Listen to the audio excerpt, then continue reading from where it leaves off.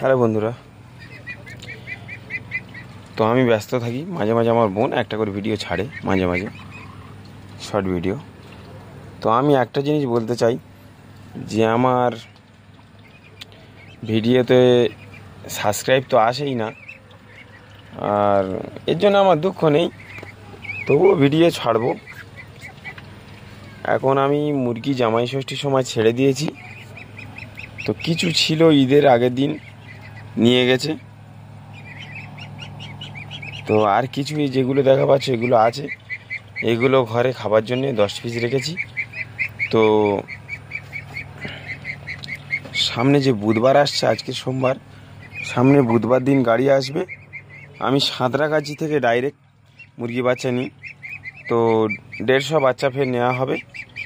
তো ফের ছোট থেকে ভিডিও দেখাবো, আর আমার ভিডিওতে দেখিয়েছি সব সময় যত অসুখ হোক যা হোক আমার বাচ্চা মরে না, কারণ আমি ঠিক টাইমে ভ্যাকসিনটা করি এবং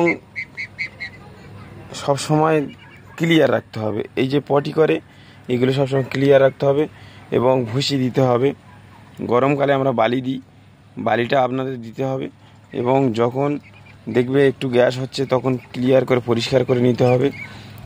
তো আমার এখানে পরিষ্কার পরিচ্ছন্নতা থাকে সব সময়। তো এখন বাচ্চা নিয়ে আসিনি, অল্প মুরগি আছে বলে আমার মা এখানে চিনি হাঁসের বাচ্চাগুলো রেখেছে। তো আমি চাই বন্ধুরা সবাই এই সামাজিক ব্যবসার সঙ্গে জড়িত হও। এই মুরগিটা দেখতে এরকম, কিন্তু এ 3 কেজি ওজন আছে, তো এ 4 কেজি হলে খাবো।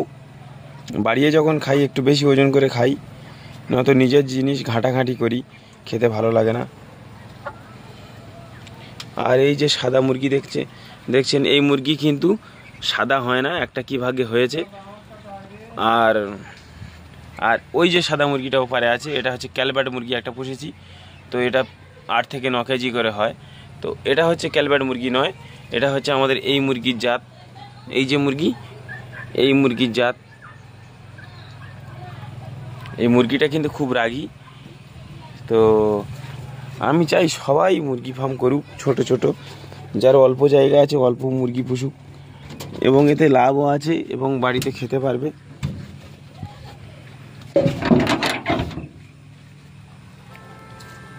আমার শুধু মুরগি নেই, এই যে পুকুর আছে এখানে হাঁস চরে, এই যে চৌকো আছে এখানে হাঁস চরে, প্রায় 30টা হাঁস আছে, এবং দেশি মুরগি আছে 20টা, এবং রাজহাঁস এই চড়ছে দেখা পাচ্ছ, রাজহাঁস আছে।